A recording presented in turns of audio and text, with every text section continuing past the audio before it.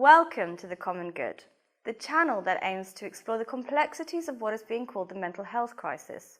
On The Common Good, we aim to address the real difficulties we face in our everyday lives and the politics behind them. It's becoming more widely acknowledged and understood that the National Health Service, that many people, the majority of people in this country, rely on for both physical and mental health, is being steadily destabilised through privatisation and underfunding. Here at The Common Good, we're going to be taking a regular look at what the NHS actually does provide in terms of mental health care. But there is another option, and many services are being provided via the charity sector. However, the funding is precarious and they rely on voluntary therapists, often trainees. One of these organisations is called the NE Counselling Services, and it's in Gateshead. Paul and Andy spoke to them recently about the work that they're doing in one of the most deprived areas in Newcastle. Okay, well, thanks everybody for being here. I'm Paul Atkinson. I'm a member of the Free Psychotherapy Network. I'm Sara Liddell. I'm the Counselling Lead Manager for NE Counselling Services and a psychotherapeutic counsellor. I'm Marjorie, founder and CEO of NE Counselling Services. I'm Andy Metcalf. I'm also a member of Free Psychotherapy Network. I think a good place to start would be to ask you how the organisation got going, how long you've been going, how it sort of developed. And I think Marjorie was one of the founding members, if not the founding member of the organisation. I ended up doing a counselling diploma at Sunderland University and discovered through the course of the journey that I hadn't realised before that I'd been a carer all of my life from childhood. So the other two founders were also carers, and that was actually how the organisation started. There was three carers came together. I was not brought up in the right conditions. I was not afforded the right conditions in childhood, which led to things not being right for me in my adult life. Yeah. And then subsequently having to address those issues. So whilst we started servicing carers, if you like, it grew kind of iteratively, organically. The business grew to for us to offer counselling to those that needed it in places where they already were placed in a GP surgery or another third sector providers premises. So it was always about, the business was always about getting people or clinicians into the community in places where people already are. Community-led, not provider-led, and client-led. So we always felt that you would get lasting changes and not quick fixes, not short-term goals, and understanding people and where they were at. You know, that's never changed in all of the years that I've been doing this. So when you say business, was it set up as a business? It was set up as a community interest company, not for profit. Yeah. But of course you have to make a profit. You have to make money to be able to run a business. But the model is generating enough income, if you can, to then build up reserves so that you can then either reinvest the reserves into the organisation or use it to service those who need therapy and can't afford to pay for it. You've got to kind of get to know them all over again. So that's always difficult. But in terms of the client groups then, as I say, it was predominantly carers initially, but then grew. But it was always with the will and the intent to get to the services where people most needed them. Yeah, most of the clients don't pay, we're commissioned. So it's the vast majority of clients don't pay. They're the people we want to give the service to free. Yeah. The other ones, it's a kind of a slow. If I say, Paul, it's a slow burner, if you like, in terms of the business. But that's, you know, we've got our sights set on, as far as practically possible, making sure that we generate income from the other strands, but the majority is for those that cannot afford to pay, which is, you know. And I think even when we do offer the private service, the fees for that are kind of below the market rate for the area, really, for sort of a 50-minute therapy session in the area, that the fees that we would charge for that are you know, below the market rate, which I think is important as well. When you talk about being guided by the clients, like the work is guided by the clients, can you give us some more feel about what that means? Andy, is it in terms of the business sense and the strategic planning around the business, or the client side? Just like Sarah? therapeutic sense of what? Therapeutic sense, Sarah? Yeah. I think there are a couple of things here. I think, you know, I'm particularly interested in themes and trends. So I'm constantly kind of scouring our landscape to sort of go, what actually is on the radar for clients at the moment? What are the things that are preoccupying them? What are the things that they're bringing to therapy? And then how do we adjust the service to kind of, you know, be able to help them with some of those things? And particularly since COVID, I think it's fairly safe to say that we've noticed a real uplift in the complexity of a lot of the presentations that we're seeing. We've seen a real uplift in presentations involving self-harm, obsessive compulsive disorder, I would say eating distress. So what we'd then be looking is, how do we make sure that our therapists are equipped with the skills that they need to work with those sorts of presentations? You know, the trauma-informed piece, I think, is, you know, is becoming more and more important and more on our radar. Because, you know, I think COVID in itself was a very traumatic experience for a lot of people, but I think it kind of connected people back sometimes to previous things, you know, that had been, you know, traumatic and that perhaps they hadn't worked through. So I think what we're constantly doing is trying to think, well, what are our clients telling us that they need, and how would we adapt our service in order to deliver some of those things? And what I'm really becoming conscious about is that I think in the last five years, counselling has really quite changed in terms of the profession and how it's delivered. Some of the kind of do's and don'ts, I think, are quite sort of fluid at the moment and a bit kind of up in the air for debate, rather than kind of really strict guidelines around things. So I think we can be more responsive to what clients are asking for.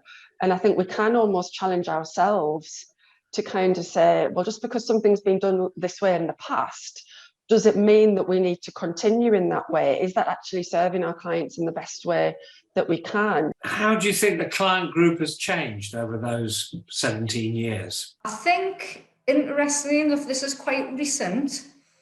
We're now in surgeries, we deliver services across 15 surgeries in Gateshead.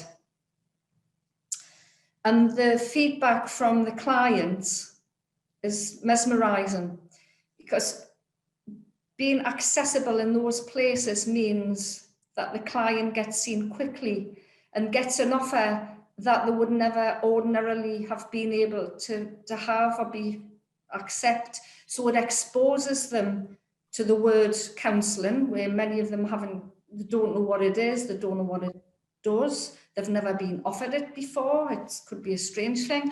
But what's telling, I think Sara would probably say similarly, that the feedback we get is extraordinary. So we get comments like, this is life-changing, I didn't think counselling could do this, I didn't believe that. That's not me saying it, it's what clients actually say. And I think we'd always look for the reasons to do something and to work with someone, rather than the reasons not to. And I think going back to the primary care network piece, I think that's so integral to sort of some of the social aims that we have as an organisation, because we've now developed these trusted relationships in surgeries where actually our counsellors have quite a lot of freedom in terms of how they can actually work with clients. So that's not just the therapy that they would provide and the type of therapy, it's over, you know, more than 6 sessions in some cases. So it means that, you know, with the agreement of GPs and obviously the collaboration, we can often provide kind of up to 3 months worth of therapy in some instances for clients, which seems to be, you know, more impactful than perhaps some of the more kind of brief solution focused ways of working. So how many people do you see at the moment, Sara? What's the scale of the organisation in terms of I think when Marge started out, I think you said, Marge, that it was 2 clients a week. So it was kind of like 8 a month. Yeah, we had 8 clients a month when we started, and now Sarah would deliver something like 500 sessions a week. It can be around about that. So we've got a sort of a client management database, so we can predict these things. So usually within kind of the next 10 days or so, we're usually looking at between sort of 300 to 500 clients that we would anticipate are booked in and that our counsellors are available to see. And we've got roughly 70 counsellors now who work for the organisation in varying capacities. So it's a really big team, and we do have quite, an ability to deliver and have quite a wide reach in terms of impact as well.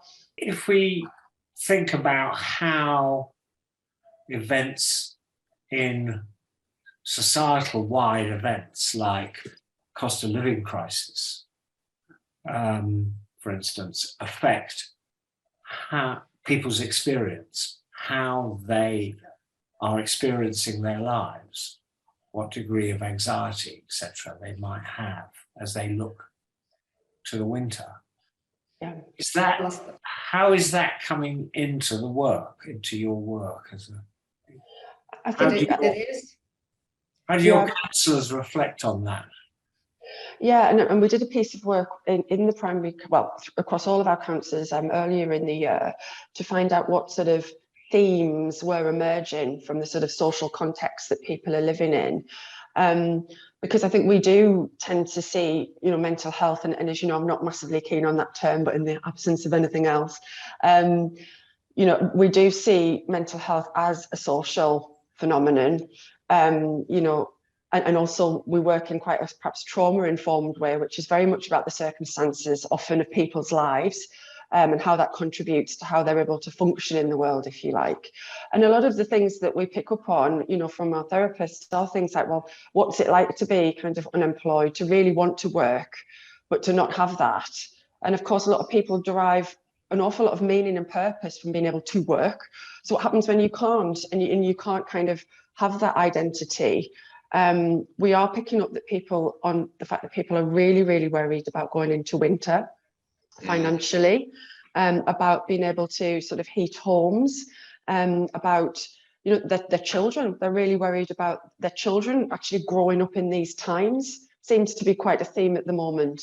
And I think it is, funnily enough, I was talking to somebody only recently about, I think, the quantity of external stresses that are bombarding people at the moment. I think they're almost creating a tipping point where it's difficult sometimes for people to even find the space for therapy, because they're so bombarded by things that are happening out there, that even just to take the time to think about sitting down and exploring it and examining it and processing it, doesn't, I think, feel realistic for some people at the moment. That they're too busy trying to react and respond to all of these really pressing issues that are going on for them. And of course, one thing that we need to be really mindful of is, because of the financial situation, part of our offering is for private clients who are willing to pay, which is how we are able to, generate money that goes back into the business. And the potential that if people are, financially constrained, that may be one of the first things that goes for them in terms of being able to self-fund this sort of work. So I think we're always really, really aware of the social context of people's lives. It feels like that's more relevant now than possibly ever, I think. I think for me personally, when I'm thinking about the journey of the organisation, it's never felt any different. You were always running this business has always been extremely challenging, and you've got to juggle a lot of balls. But I would think, for me, the way I feel, I'm not saying it's anybody's opinion or view, it feels toxic and volatile, the environment that we find ourselves in. And it's back to what I said at the beginning. It's the wrong conditions for people to thrive in. But just because it's the wrong conditions and people have a reaction to the wrong conditions, it doesn't mean that they're mentally ill. It's a natural reaction to the conditions we find ourselves in.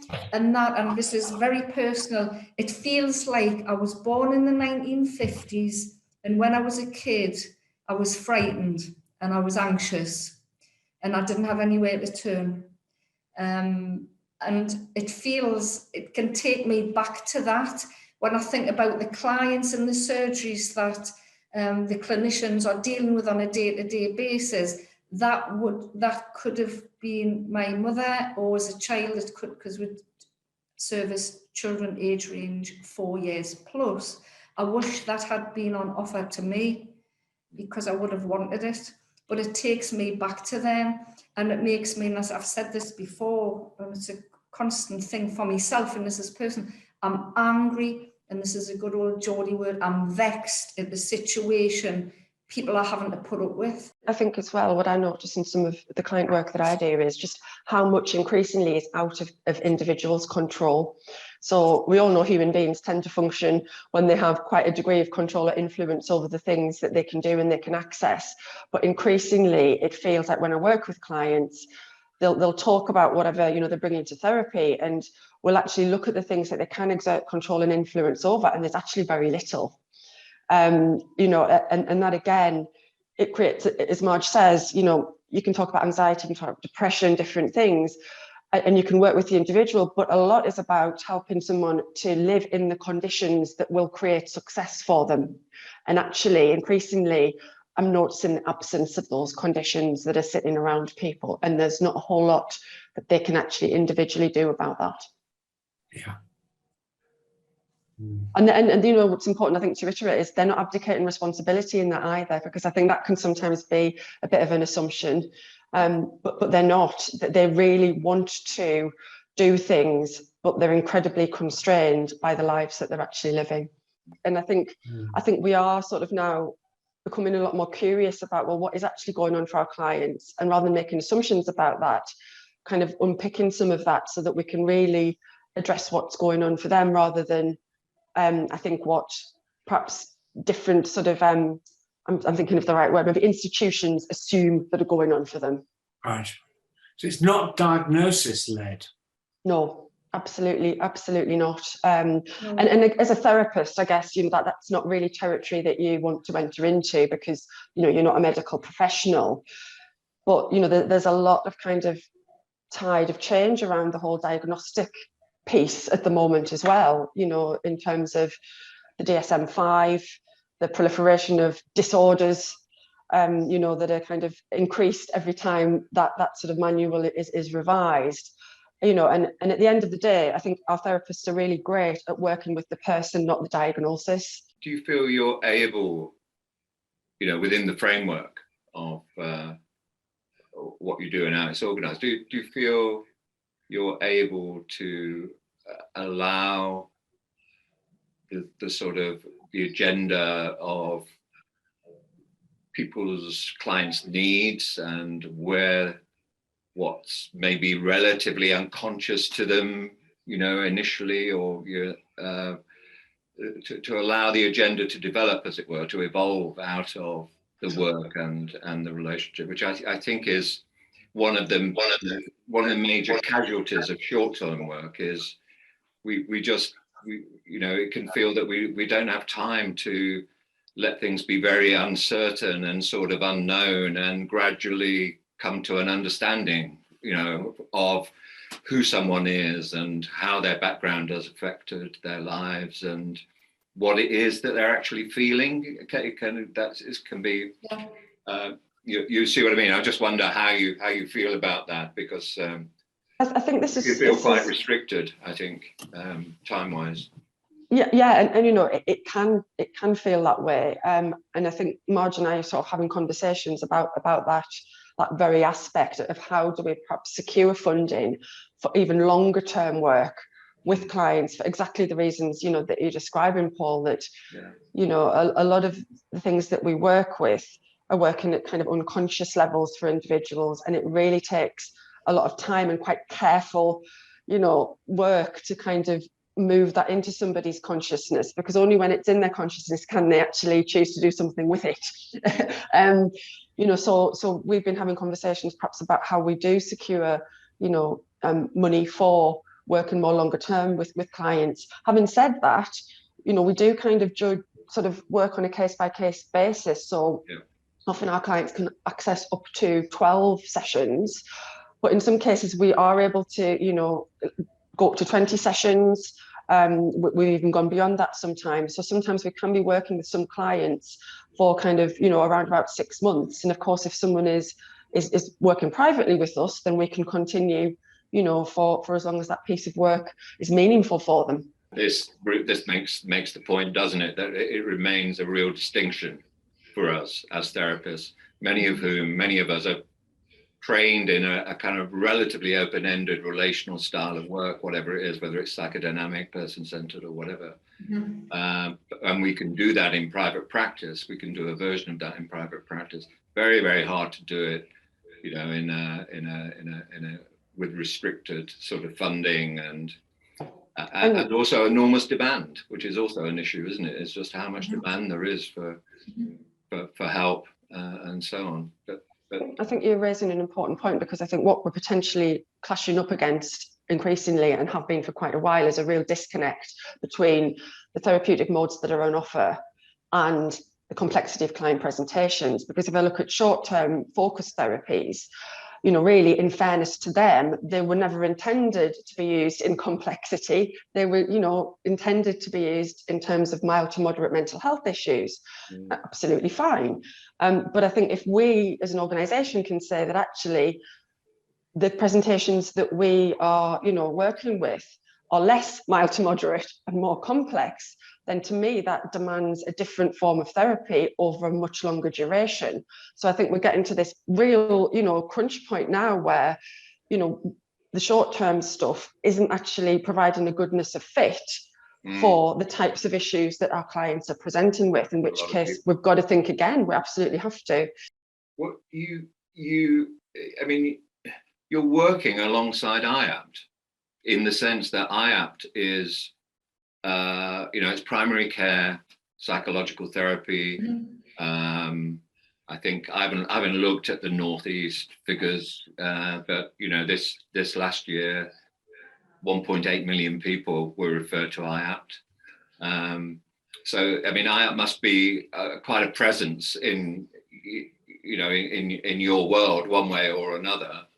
I just wonder what do you feel you're doing or offering that's different to IAPT or works alongside IAPT, or any thoughts on that? I guess for me, it would go back to the freedom that our therapists appear to have at the moment in the GP settings. You know, I think they do seem to have a great degree of autonomy. They're building really good relationships within the surgeries. As Marge said, because I think we're getting such great feedback about the work, that builds on the sense that they do seem to have quite a free rein to approach, you know, something therapeutically in the way that they feel is great. So we can then start to bring in, you know, other things and, you know, more psychodynamic approaches, more compassionate based approaches, emotional freedom techniques, you know, those sorts of things that perhaps aren't part of the current curriculum, if you like, you know, in the IAPT sense. What's exciting about it is that you're judging the success of the service not by the client filling in a questionnaire at the end, but you're judging, there is a social judgment that's being made in these public institutions about A&E admissions. You know, all these categories, or antisocial behaviour, all these categories are coming in, which is a different way of saying something is happening positively in these communities. So the whole framework is quite different to the idea that you can make a judgment through a questionnaire at the end of a course of IAPT treatment. And if anything, because we've done some work actually on our outcome measures, because obviously we are an organisation and some of the people who provide us some funding do want some of that type of information. But what we've done is really kind of moved away from the established tools, you know, outcome measures around that, which are often about sort of, well, symptoms and things like that. And very much our outcome measures are very focused on how does the individual feel they are different as a result of, you know, attending sort of therapy with us. And I think that's really important because, again, that was very much just taking a really considered approach, is kind of going, if you forget about any other outcome measures that are out there and what, you know, researchers want to learn from that in organisations, if you are an individual, what are you wanting to achieve through therapy? And we kind of all agreed that actually in some way, shape or form, you wanted to feel better than you had done when you arrived, Yes. however you're defining better. But you can't squeeze people into a model. You can't squeeze people into those shapes that don't fit. It can't be one size fits all. It's impossible. You can try. Yes. Some people do try. Yeah. But my camera's gone all fuzzy. I'm going to have to edit that bit out. Yeah. We all feel most of the time, Paul, fuzzy. You were saying at the beginning. Blurry. That's right. That's what you were Blurry. saying. That's Sarah. Oh dear. No, Sarah isn't blurry. Sarah's definitely not. Well, if you're in places where people are, you know, we'll find them. So that's good. We do think about it, but I think it would be interesting, and this has been raised recently, I think it would be good to do something more around that. I think in terms of clinicians, we've got age range from 20s up to probably 60s, male, female, different ethnicities, genders, sexualities, so on and so forth. For me, it's the kind of male-female split sometimes in terms of, you know, it tends to attract more females. You know, and then that creates issues because, say, for example, I'm doing a piece of work with youth justice, and within youth justice, it tends to be more of a male population who will usually be in youth justice. You know, if we look at special educational needs, that tends to be even more of a male population. So what happens then if you've got a predominantly female workforce working with a predominantly male client group? You know, again, I think for us, all things that we've kind of got on our radar, that we do need to kind of look at perhaps more closely. Interestingly enough, I went over to Sunderland University last week just to talk to the BSc students in public health, and we sort of referenced, you know, different kind of mental health models like the biomedical one, the biopsychological one, and I think what really sort of struck me when I was reflecting on all of this is how does everything kind of come together really, because you kind of got, you know, primary and secondary care in the NHS, and that still feels to me very much like a biomedical model, maybe sometimes with a bit of sort of social in. But actually, the reality of the people who we work with, it's very far removed from that, I feel, and it's getting even more far removed from that. So again, I suppose what troubles me is this sense of, you know, how do we kind of integrate things when you've got sort of the main provider working in that way, and yet, you know, what I would say is client presentations being about something quite different. So again, there's this kind of disconnect there that sort of, you know, does sometimes keep me awake a bit at night to kind of go, so how does this all sort of come together? Because it feels like there needs to be quite a fundamental shift. I think, you know, just thinking of the UACT project for a moment, I think it's pretty clear that we could sort of generalize by saying that, you know, human relationship is gradually being stripped out of most, certainly public services, wherever that is, you know, whether it's social care or secondary mental health, primary mental health and so on. So that, and I would include IAPT, I'm afraid, in that kind of statement, that the opportunities for building relationships and using relationships, you know, to help people thrive. This is the way our society has been going for quite some time, and it's deeply distressing, you know, at a general level. It's really deeply distressing.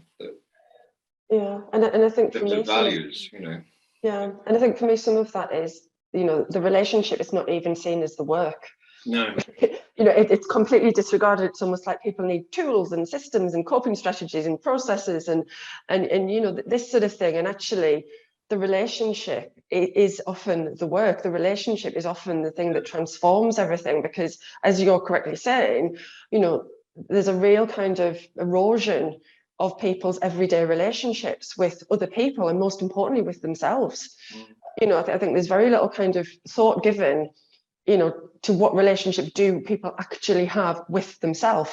And of course, you know, working psychodynamically, that is often quite a large part of the work that you do, is kind of going, well, how are you in relationship to yourself, never mind other people? And, you know, I think that bit really sort of concerns me, because I think, you know, there are so many unhelpful messages, you know, out there, you know, live your best life, be the best version of yourself, this kind of pressure to constantly, you know, that which does not kill you makes you stronger, you know, just these kind of these messages that are just impossible, you know, and really kind of disconnected from the reality of some people's, you know, day-to-day lives. Yeah. It's that, Sarah, it's that for me, I'm thinking when you're talking there, it's that emotional depth, not solution focused or positive thinking, isn't it?